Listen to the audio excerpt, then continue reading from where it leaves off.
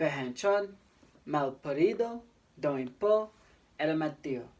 I hope and assume that no one understood what I've just said because in an instant I have just used a variety of languages in the most malicious way.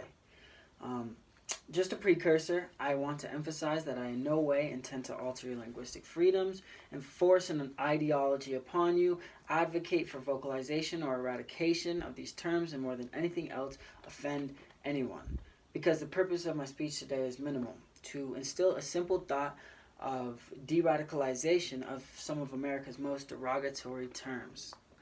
Because according to Richter's peer-reviewed article titled Adolf Hitler in Words, Hitler's whole life and behavior proves his domination by words and his desire to dominate others through them, end quote. And we all know that that is not a person to model life after. My relationship with this issue is identical to all of you. I hear it all the time.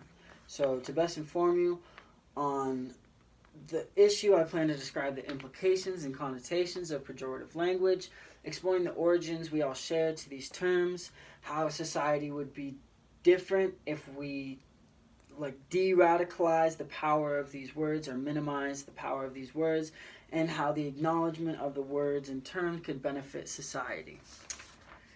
So throughout history, words have been created in order to marginalize people. The problem is that a lot of them are still used today. For example, earlier this week, in an area near my Colfax residence, I heard the gender-oriented C word and spoken in a non-invidious context. This resulted in a 3-on-1 gruesome fight scene. So friends of the girl who felt victimized by this word brutally demolished this individual in a physical sense. So I ask you, what is more deviant? What is more deserving? What is more brutal? So in short, if the connotation or if the implications of these words are innocent, why does the connotation matter so much? So now that you understand the importance of the issue, let me explain the origins we all share to it. Because it's interesting when we all share roots to something, yet they separate us. For example, Lanier F. Holt's article published in 2018 describes the N-word as the nuclear bomb of racial epithets and is most likely the most powerful word in the English language. Yet, according to an article by Marvin Campbell, the majority of non-white races have a history of enslavement and have a history of enslavement, just not necessarily in America. And a lot of races were called and pronounced the N-word, such as Indians, South Americans, Native Americans, and they were referred to as the N-word. So the S-word is subjective, the B-word is connotative. What I'm getting at is we've created these words and subconsciously made them apply to a variety of people. But in a sense, they apply to everyone, so they shouldn't matter as much theoretically.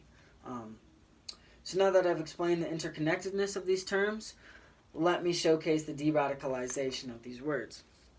Think of a word that if you were to blurt out at this second in class or to an audience, maybe at your home right now while you're simultaneously recording your speech, that if you said it out loud, that you would be viewed as despicable, as just an absolutely disgusting human being for saying such a thing.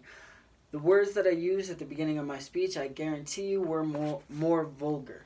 This is because we have disempowered our people and each other by empowering these just distasteful words. So what can be done?